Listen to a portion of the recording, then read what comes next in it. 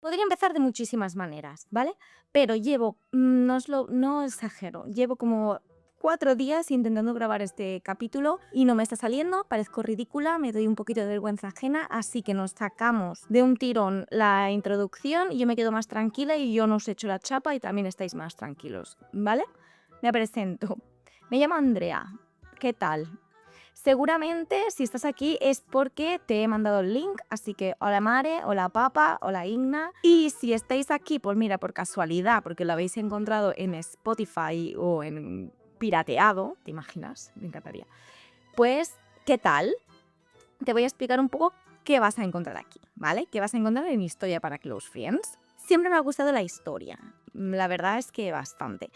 Pero siendo completamente sincera, siempre que he intentado como indagar un poco más en temas que me gustaban, me parece bastante turra, para no decir una gran chapa. Así que tuve una epifanía y dije, oye, ¿por qué no haces un podcast de historia? Así aprendes de una forma divertida y igual a alguien también le interesa cómo habla de la dinastía Ming, ¿sabes? Intentaré no aburrirte, lo que no prometo nada. Y también intentaré no hablarte de los mismos tíos de siempre, lo que tengo que decirte que están por todos lados y a veces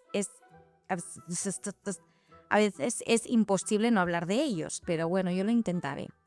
También te intentaré traer historias de sitios del mundo que igual no conocías. De repente, pues lo que te decía, China, la dinastía Ming. Espero que sea de China. Como no sea China, es que vamos a empezar fatal, pero bueno. Que no te enseñan en el cole, pero pienso que es bastante interesante. En fin, toda esta chapa que empezamos bien para decirte que en Historia para Close Friends encontrarás una manera para arrasar en el trivial con tus amigos y yo dejaré de saberme solo las fechas de la Guerra Civil Española, del 36 al 39, ¿no? Cuando pensé qué traeros en el primer capítulo, tenía claro que lo mejor era empezar por el principio. Así que prepárate. ¿Ves cómo me doy vergüenza ajena? Así que prepárate para conocer la primera civilización, cuidado, de lo que hoy llamamos historia. Mis queridos sumerios. Mis queridísimos sumerios. He dicho mis queridísimos sumerios 4 veces y ninguna me gusta, así que adelante intro. ¿Quién la ayuda en Roma? ¿Quién perdió su reino por liarse con otra? Hablan historias en Tostón y dile a tus amigos que Babilonia sí existió. Que Babilonia sí existió.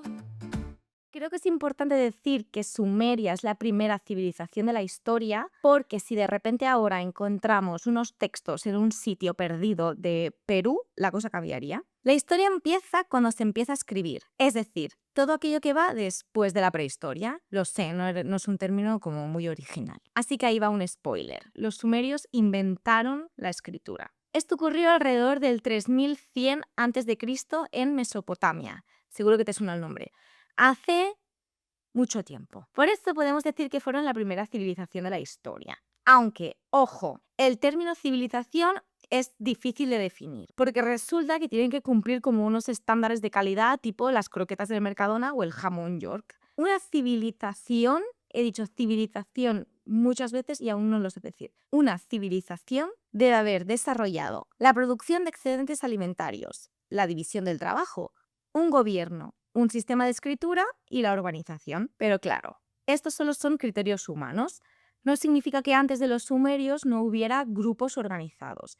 De hecho, en 1994 se descubrió, a eso digo bien, Göbekli Tepe, dudo que se diga así, un complejo monumental en la actual Turquía, ¿vale? Que tiene más de 10.000 años. Se cree que fue el primer templo de la historia. Pero claro, ¿qué pasa? También se piensa que quien lo construyó eran cazadores-recolectores, o sea, que no eran sedentarios. ¿Qué pasa? Que no se les puede considerar civilización. Me captáis, ¿no? Yo creo que el término civilización es un poco supremacista. Déjame que te explique. Estos conceptos tan concretos están definidos desde una perspectiva bastante occidentalizada. Antes de que empezáramos a reunirnos en ciudades, como ahora te voy a explicar porque, chica, los sumerios son los primeros en muchas cosas, ya existían grupos humanos con estructuras sociales muy avanzadas. Además, yo buscando información sobre lo que era civilización, me di un poco de cuenta que a veces se ha utilizado este término para decir lo que es y lo que no es civilización, para que no quede tan fea la conquista y el borrado cultural. Ya me entiendes, ¿no? Así que yo durante todo el capítulo te voy a estar hablando de que los sumerios, aparte de que son los putos amos, que los sumerios son la primera civilización de la historia, pero quiero que lo mires con los ojos de que no es un término como fijo, ¿vale? Que no es que de repente aparecieran unos muchachos ahí en medio de Mesopotamia, ¿sabes? Después de este speech, que realmente no sé si le interesa a alguien, vamos ya al medio de la situación y viajamos a Sumeria, en el extremo meridional de Mesopotamia, entre los ríos Tigris y Éufrates. Seguro que en el cole hiciste un tema que se llamaba Egipto y Mesopotamia. Y es que cuando pensamos como en el inicio de todo, siempre nos vienen a la cabeza estos dos lugares. Ambos se solapan cronológicamente, pero ¿qué pasa? Que Egipto ha tenido mucho mejor marketing y Mesopotamia ha quedado como un poco rezagado. Después te explico por qué. Pero, eso sí, para entender Sumeria tengo que compararla con Egipto, lo sé. Comparar está feísimo, pero confía en mí. Ambas civilizaciones surgieron en torno a grandes ríos. Tenemos el Nilo en Egipto y el Tigris y el Éufrates en Mesopotamia. Estos tres ríos son súper diferentes. Yo me imagino a los egipcios como gente de luz, tranquilos, sin preocupaciones, chill, living la vida loca. ¿Por qué? El Nilo, en comparación con los otros dos, es un río muy predecible y irregular. Era la típica tía que no le duele la regla. Cada verano se inundaba sin sorpresas para nadie, dejaba un suelo fértil para la cosecha y todo el mundo tan feliz. En cambio, el Tigris y el Éufrates eran como reglas súper dolorosas, ¿sabes? Que te duele hasta el ojete. Estas diferencias entre estos ríos marcó una gran diferencia. Lo sé, las metáforas han sido horribles, pero yo me los imagino así. Lo siento mucho. Al ser el Nilo un río estable, permitió que los egipcios se enfocaran en construir una civilización centralizada. Pensad en el faraón como el gobernante de todos, con tiempo para desarrollar religión, arquitectura, las pedazo pirámides y el arte egipcio. Para ellos, el mundo era armonioso y ordenado. Los dioses eran protectores y buenos y básicamente la gente era muy positiva. Eran como los Mr. Wonderful de la antigüedad. En cambio, los mierdas del Tigris y el Éufrates eran impredecibles y muy violentos, lo que traía a los pobres sumerios loquitos perdidos. No tenían bastante con eso que encima se inundaban en primavera, es decir, en plena época de cosecha. ¿Qué pasó? Que al tener que controlar estas inundaciones para básicamente no morirse de hambre, los sumerios tuvieron que aprender a gestionar el agua y a convertirse básicamente en los putos amos de la ingeniería. Pero como siempre pasa, las diferentes ciudades que se erigían, ojo, el vocabulario que estoy aprendiendo, las diferentes ciudades que se erigían alrededor de los ríos tenían que luchar entre ellas por los recursos híbridos. No voy a volver a decir recursos híbridos en mi vida. Así que la sociedad estaba fragmentada en distintas ciudades-estado, como Uruk, Ur, Nippur. Ya saldrán otras ciudades, ya os las explicaré. Y yo, después de aprender todo esto, empaticé un montón con los sumerios y pensé, todo el mundo conoce a los egipcios y nadie habla de los sumerios. ¿Por qué? Sí, chica, el marketing está en todas partes. ¿Qué pasa? Que los egipcios construyeron sus monumentos en piedra. Han sobrevivido hasta el día de hoy. Los sumerios, en cambio, construían con lo que tenían, que era barro. Así que sus edificios no han resistido tan bien como las pirámides de Giza, por ejemplo. Aunque más tarde os voy a hablar de sus templos porque vais a flipar. Además, hay otro punto que es bastante importante, que es que Egipto es una zona bastante estable y accesible pues para turistear y sacarte una fotillo para el Instagram. Pero Mesopotamia y Sumeria está en lo que ahora es Irak, y como que el acceder a Irak y turistear está un poquito más complicado. Así que los conflictos modernos han dificultado su acceso y promoción. Pero más allá de su accesibilidad en Google Maps, vamos a hablar de por qué se les considera la primera civilización de la historia. Algo fundamental que los hace básicamente ser los mejores es la construcción de las primeras ciudades. Y para entender qué llevó a la humanidad a dar este salto, vamos a repasar esos puntos que, si estabas atento, recordarás de antes. Los requisitos para ser considerada una civilización. 1. La producción de excedentes alimentarios. Vivir cerca de estos ríos obligó a nuestros resilientes sumerios a desarrollar sistemas de irrigación avanzados. Crearon canales, diques, embalses y reservorios, que por cierto la palabra reservorios me ha flipado porque es reservar agua. Ya.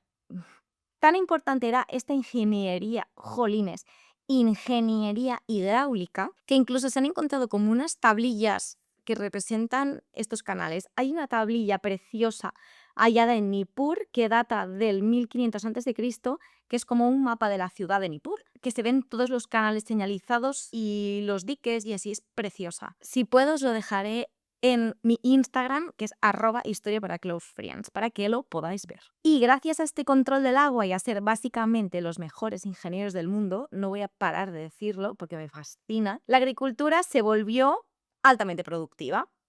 Cultivaban cebada, trigo y legumbres, lo que generó excedentes alimentarios. Y esto nos lleva directos al segundo punto, la división del trabajo. Cuando no tienes que estar luchando cada día para básicamente no morirte de hambre, te puedes dedicar pues, a cosas que más te gustan. A partir de aquí... Uy, me tira un eructo, perdón. Cuando dices eructo no queda tan guarro, ¿eh? Y así es como empezaron a salir pues, los primeros artesanos, comerciantes y administradores. Y obviamente, a medida que la población crecía, organizarse se volvía cada vez como más complejo, ¿vale? Había que administrar los recursos, repartir alimentos y resolver conflictos. Piensa que se necesitaba muchísima mano de obra para construir y mantener esta ingeniería hidráulica. ¿Cuántas veces he dicho ya esto? Además, también se necesitaba gestionar los almacenes de alimentos.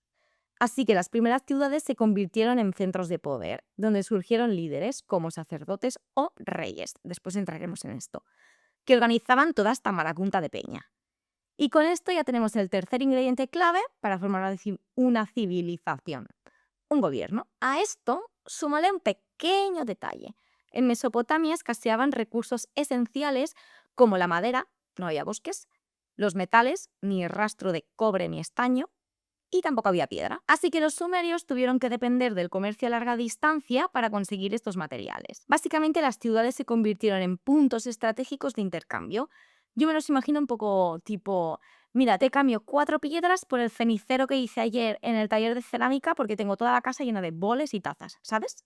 Como los modernos de hoy. Y ahora llegamos al quinto punto, la escritura. Y aunque suene poco romántico, no se inventó para escribir ni poesía ni cuentos para ir a dormir. Se inventó sin sorpresas para nadie, para la contabilidad. En la ciudad de Uruk, de verdad, la palabra Uruk nos recuerda un poco como al Señor de los Anillos, a Uruk-hai, a orcos macizos. Cuando escribí el guión pensaba todo el rato en orcos macizos, os lo juro. Bueno, seguimos. En la ciudad de Uruk, hacia el 3100 a.C., nació la escritura cuneiforme. Grabaos este término a fuego porque va a salir después y es como súper importante. ¿Y para qué se usaba esta joyita de la humanidad? Pues para apuntar cuántas cabras me dabas a cambio de el trigo. ¡Qué bajón! Lo que tiene muchísimo sentido. Además, no solo era el Excel de la época, sino que también permitió registrar leyes, desarrollar sistemas de medida y llevar una contabilidad efectiva, esenciales para gestionar los excedentes agrícolas y el comercio.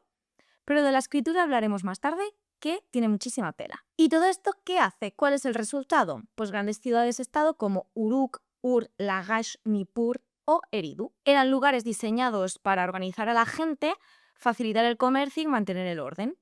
Y en el corazón de estas ciudades, las estructuras más grandes e imponentes eran... A ver si lo adivinas. Bueno, va, que no soy Dora la exploradora. Eran los templos. Los templos eran el centro de todo, porque la autoridad venía directamente de la divinidad.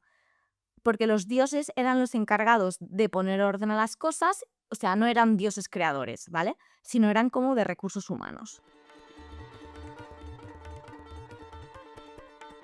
Antes de meternos en el tema de la religión sumeria, os voy a contar una curiosidad que a mí me dejó loquísima.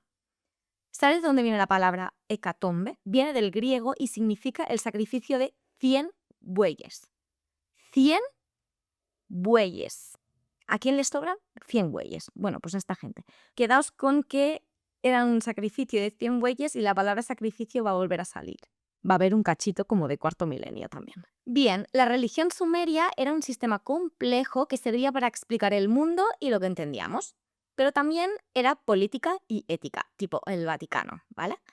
Tenían un montón de dioses, con sus personalidades, sus virtudes, sus defectos. Y ya veréis cuando os los presente, porque muchos de ellos han evolucionado en dioses que seguro que te suenan como Zeus o Afrodita. Los dioses eran tan importantes que cada ciudad-estado tenía su propio dios. Algo así como en Zaragoza la Virgen del Pilar o en Cataluña la de Montserrat. Que por cierto, pequeño paréntesis. Es posible que lo sepa todo el mundo, pero yo no lo sabía y hace 3 telediarios que me enteré.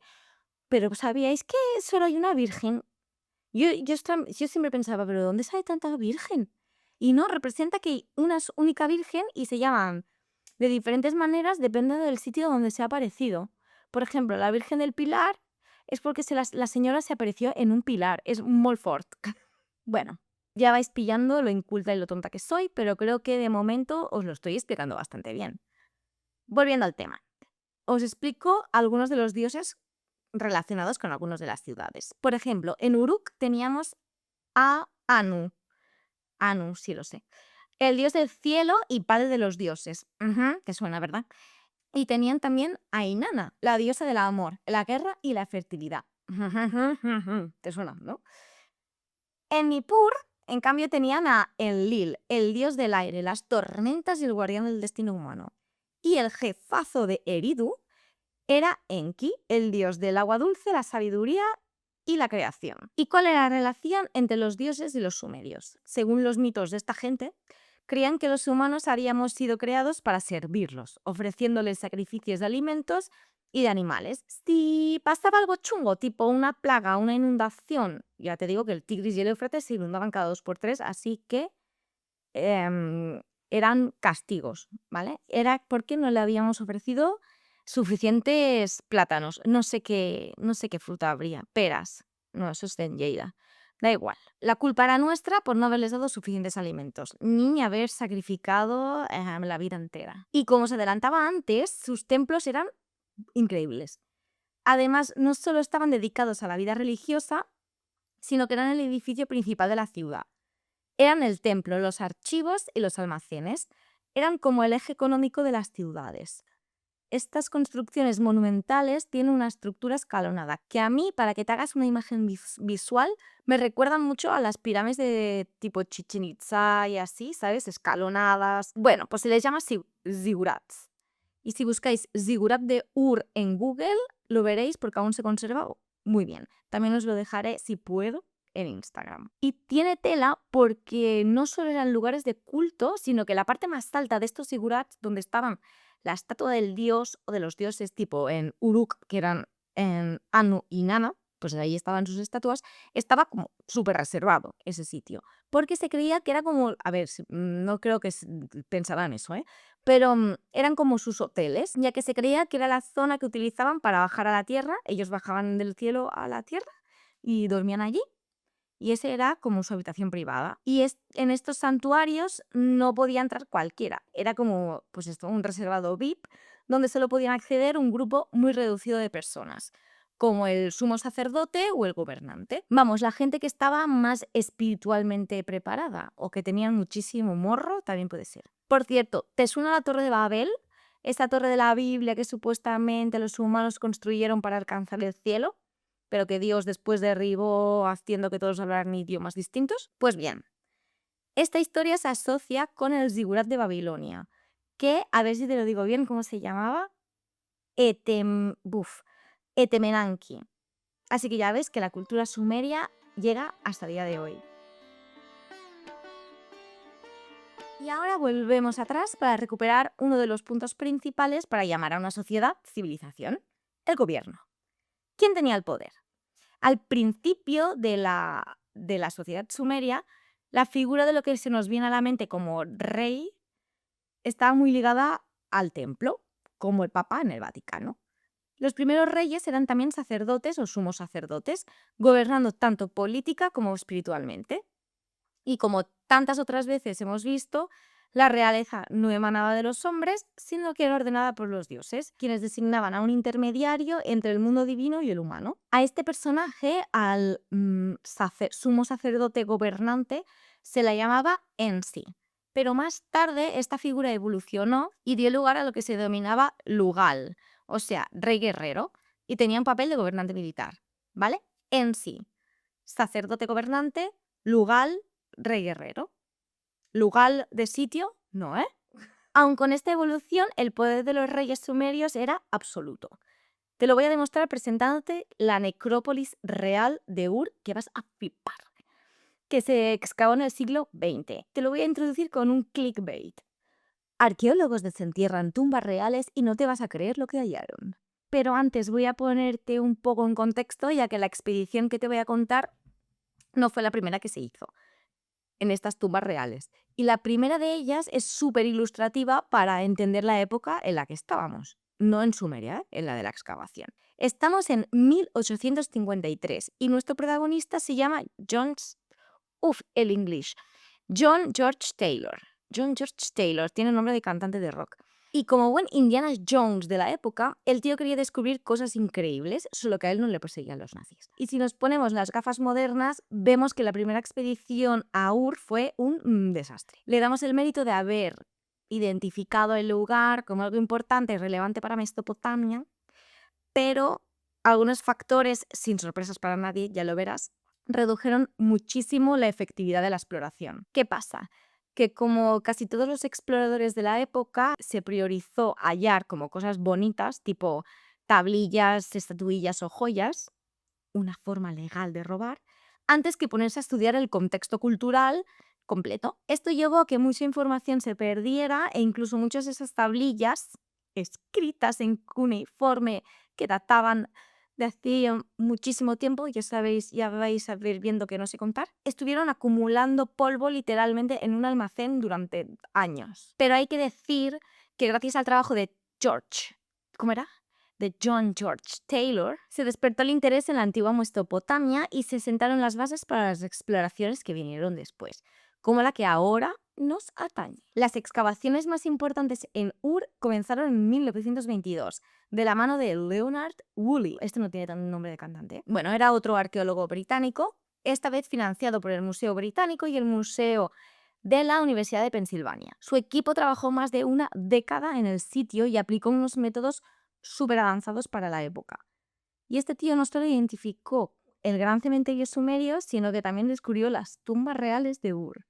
Y lo que vino a continuación te dejará sin palabras. Perdón, otro clickbait. ¿Y qué se encontraron?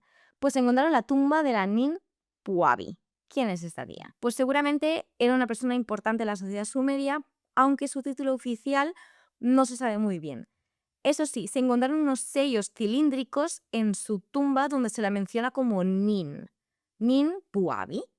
O sea, el nombre es Puabi y Nin es como el título. Y este Nin se cree que puede ser como reina o sacerdotisa, pero no se sabe muy bien. El estudio de sus restos revelaron que era una mujer de unos 60 años con una dentadura perfecta.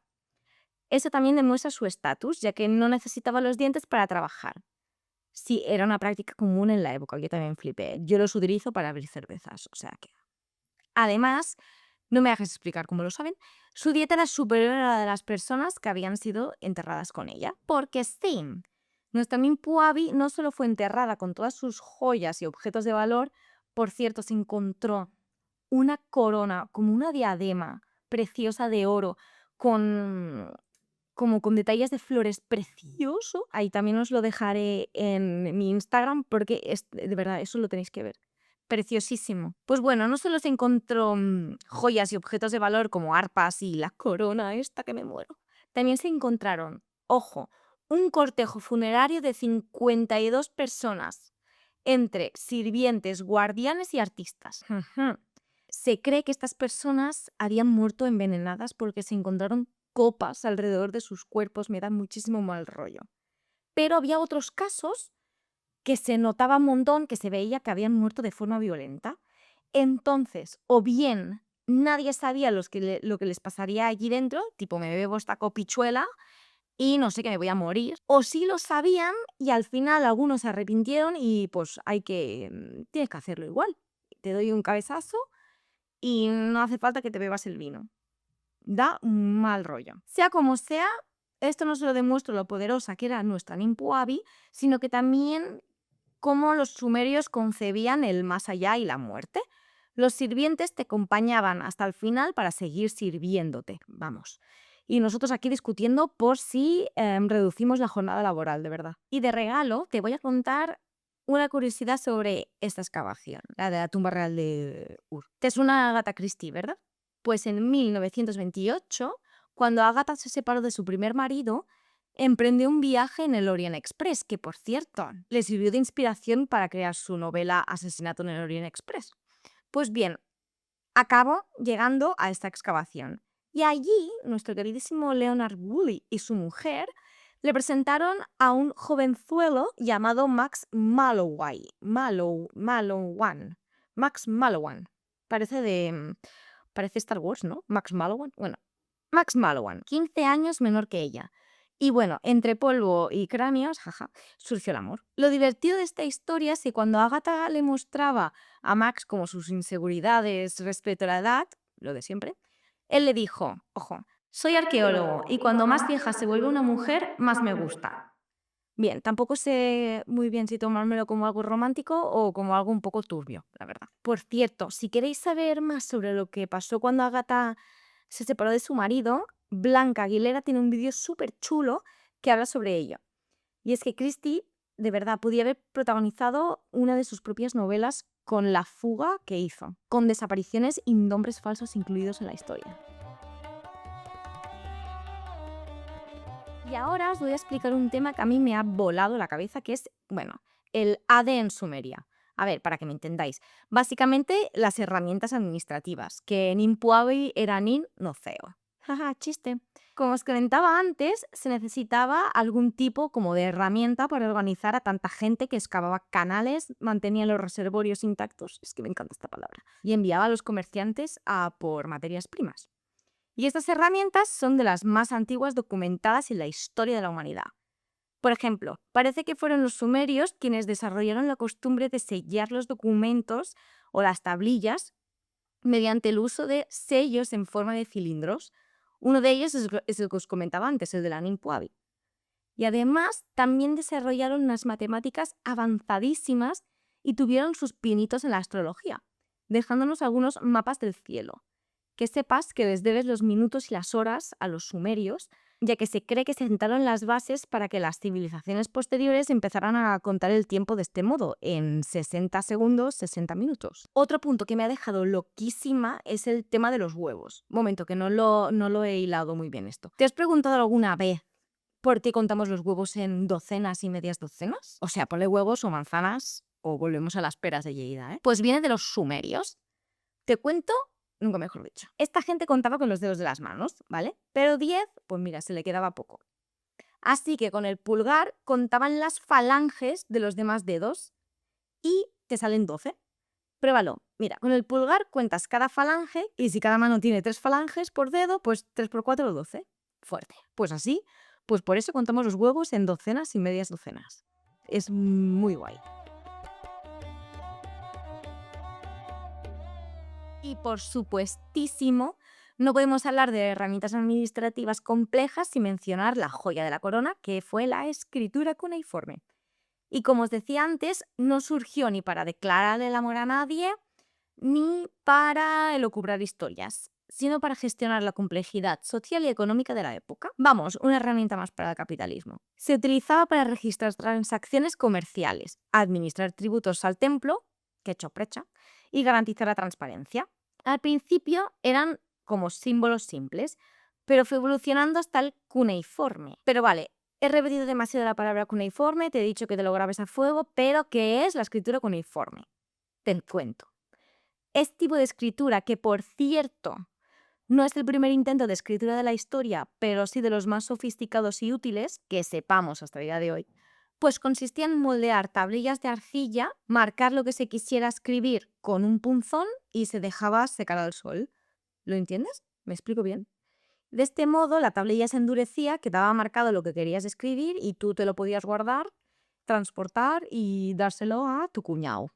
¿entiendes? Este legado de escritura perduró hasta el periodo helenístico. Para que te hagas una idea, hasta cuando Cleopatra vivía. Que, por cierto, esto es muy fuerte. ¿Sabías que la época en la que vivió Cleopatra está más cerca del nacimiento de mi primo Jorge que de la construcción de las pirámides? Fuerte cuando ves el tiempo en perspectiva. Y algo que me parece súper interesante y ojalá haber estado allí para presenciarlo es cuando se empezaron a traducir estas tablillas, las tablillas cuneiformes, y se dieron cuenta que muchos mitos e historias de la Biblia ya se contaban entonces. Piensa que antes la Biblia, era un texto único. Y al ver que no era así, que había textos escritos de hacía un montón de años con los mismos mitos, pues les voló la puta cabeza. Impactó muchísimo en los estudios religiosos y en la percepción cristiana, ¿sabes? Mira, te voy a contar una historia sumeria y tú dices si te suena o no. Los dioses sumerios, al principio de los tiempos, crearon a los humanos con un propósito claro: trabajar la tierra y servirles, asegurando su sustento mediante ofrendas y rituales. Sin embargo, con el paso de los años, la humanidad creció en número y con ello llegó el ruido y la agitación que perturbaban la paz de los dioses. Enlil, el poderoso dios del aire y líder del panteón sumerio, no toleró esta situación y tomó una decisión drástica: destruir a la humanidad con un gran diluvio que borraría su existencia. No todos los dioses compartían este deseo de aniquilación. Enki, el dios de la sabiduría y las aguas dulces, se opuso al plan de Enlil. Consciente de la severidad del castigo, decidió intervenir en secreto. Eligió a ver si lo digo bien. Ziusudra. Eligió a Ziusudra, un hombre sabio y piadoso, y lo advirtió sobre la inminente catástrofe. Enki le indicó construir un gran barco, resistente y sellado con betún para soportar las aguas. Le dio instrucciones precisas. Debía llevar a su familia, animales de cada especie y provisiones suficientes para sobrevivir el tiempo que durara la tormenta. Vale, está claro, ¿no? Finalmente, el diluvio llegó. Una tormenta descomunal e incesante azotó la tierra durante 7 días y 7 noches, sumergiéndolo todo bajo un océano inmenso. Ciudades, campos y vidas fueron barridas, dejando tras de sí un silencio desolador. Pero Ziusudra y aquellos que viajaban con él en el barco lograron salvarse. Flotaron sobre las aguas caóticas hasta que éstas comenzaron a retirarse, revelando nuevamente la tierra. Cuando el diluvio terminó y las aguas retrocedieron, Ziusudra descendió de su barco y, lleno de gratitud, ofreció un sacrificio a los dioses en honor a su salvación. Al principio, Enlil estaba furioso al descubrir que algunos humanos habían sobrevivido a su castigo. Sin embargo, el aroma del sacrificio y las súplicas de los otros dioses lograron calmar su ira. Enlil aceptó la supervivencia de Ziusudra. Y, en un gesto de reconciliación, bendijo al hombre que había desafiado su voluntad. Como recompensa por su obediencia y devoción, Ziusudra fue llevado a vivir con los dioses en un lugar sagrado, apartándose para siempre del mundo de los mortales. Está claro, ¿no? Completamente claro. Que, por cierto, ¿cuántos animales iban en la barca de Moisés? Ahora estoy comprendiendo que esto, si no hay público, no tiene ningún sentido. No era Moisés, era Noé, no tiene gracia el chiste. Seguimos. Y así pasamos a otro punto. Uno que a mí me vuelve loca.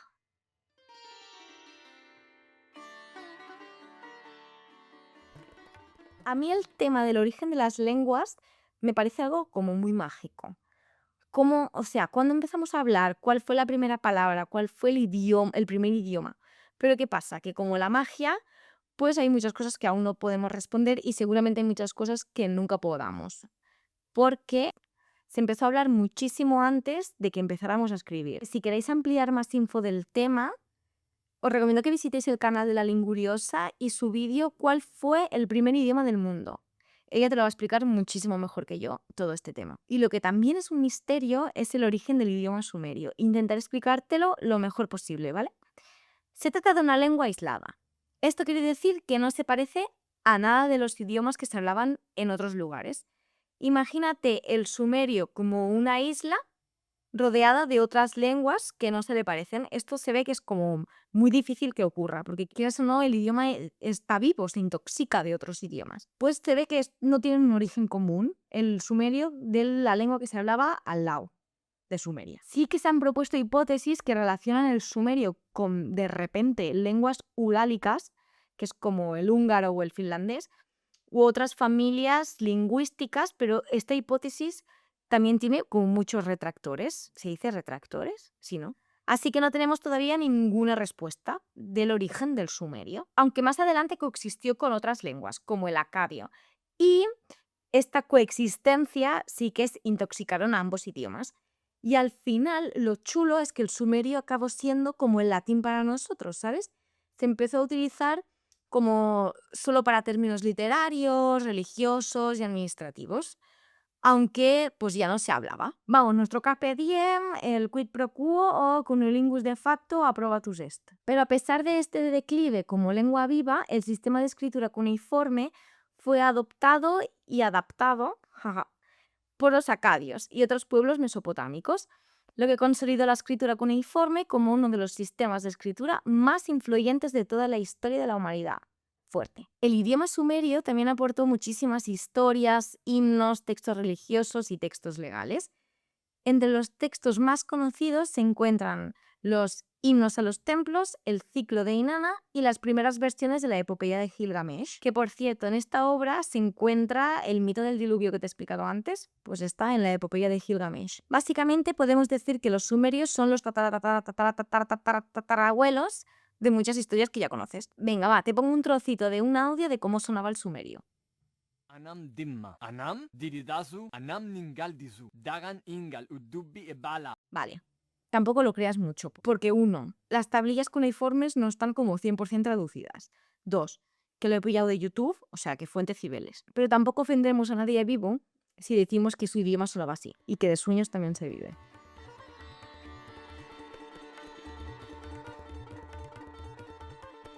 Y ya para ir acabando, voy a contaros sobre lo que yo he denominado el Call of Duty sumerio. Las ciudades-estado de Sumeria estaban como todo el día moliéndose a palos. Las guerras entre Lagash, Uma, Ur y Kish me flipa cómo se llaman estas ciudades de verdad. Pues estas guerras debilitaban la región, obviamente.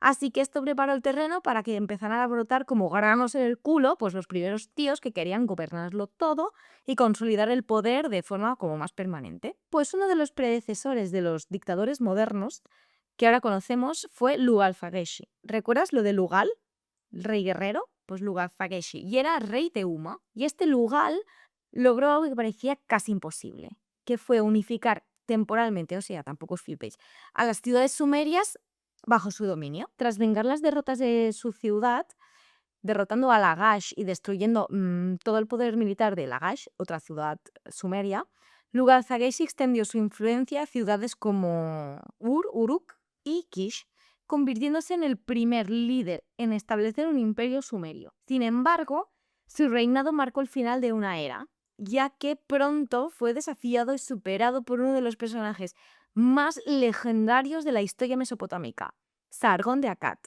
Y por favor, déjame que soy argentina, déjame que te explique la historia de Sargón de Akkad porque espero que te flipe tanto como me ha flipado a mí. Y te prometo que la explico y me callo. Quiero que os imaginéis esta historia como una película de Marvel, porque os prometo que ni Iron Man está a la altura de este muchacho. Se trata de una historia llena de enigmas y misterios donde se mezclan hechos reales con leyendas. También veréis que tiene algunas similitudes con otras historias que también conoces. Sargón no era sumerio, era acadio. Dice la leyenda que su madre era sacerdotisa de la diosa Inanna y que después de quedarse embarazada tuvo que abandonar a su hijo, porque las sacerdotisas tenían que hacer voto de celibato como una monja, vamos. ¿Y cómo lo abandonó? Pues no tuvo mejor idea que dejarlo en una canastilla en el río Éufrates. ¿Te suena, no, la historia? Sí, como Rómulo, Remo o Moisés. Y como supongo que era común abandonar bebés en el río, un tío que era jardinero se lo encontró y lo adoptó. De adulto, Sargón entró a trabajar como copero del rey Urzababa de Kish. El nombre de Urzababa me tiene loca. Se ve que este trabajo era muy prestigioso y al final el rey pues le pilló confi. Fue entonces cuando, según cuenta la leyenda, se le apareció la diosa Inanna. No me quiero imaginar cuántas copas de hidromiel llevaba este señor encima. Pues bueno, le dijo, así como quien no quiere la cosa, que Urzababa moriría ahogado en su propia sangre y que él estaba destinado a convertirse en rey. Todo muy convincente. Sargón, que en este punto yo no sé si es que es idiota o un capullo, vamos, no tuve mejor idea que comentárselo al rey. Mira, oye, que se me ha aparecido aquí la Inanna y me ha dicho que la vas a palmar ahogado en tu propia sangre y que yo voy a convertirme en rey. Ole. Ole tú, Sargón. Urzababa, claro. Al oír esto se cagó de miedo y le pilló pues un poquito de asco al muchacho, que normal, también te digo. Entonces ideó un plan. Le dijo Sargón que tenía que llevar una tablilla con un mensaje al Lugalfareshi, que recordemos que en ese momento gobernaba gran parte de Mesopotamia. Así que aquí tenemos a Sargón, caminito de Uma, para entregarle la tablilla al Lugalfareshi sin saber que en ella Urzababa había escrito: mata al portador de esta tablilla. Y ahora es cuando piensas, vale, estamos en el clímax de la historia, ahora alguien la palmará, ¿qué pasará? Por favor, Andrea, cuéntamelo. Pues resulta que no hay más información. No tenemos la parte de la historia que sigue después de esto que te he contado, porque la tablilla donde se recoge esta historia está partida. Pero históricamente lo que sí sabemos es que Sargón de Akkad no solo salió con vida de ese encuentro, sino que reunió un ejército y acabó con Urzababa y con Lugalzageshe.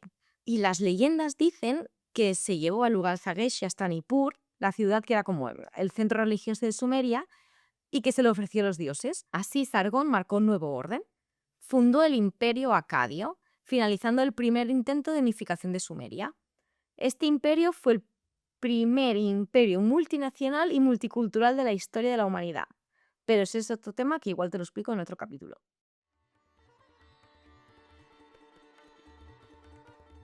Hasta aquí el primer capítulo de Historia para Close Friends. Espero que hayas aprendido mucho. Yo, desde luego, hace meses que solo pienso y sueño con los sumerios, la verdad. ¡Chao!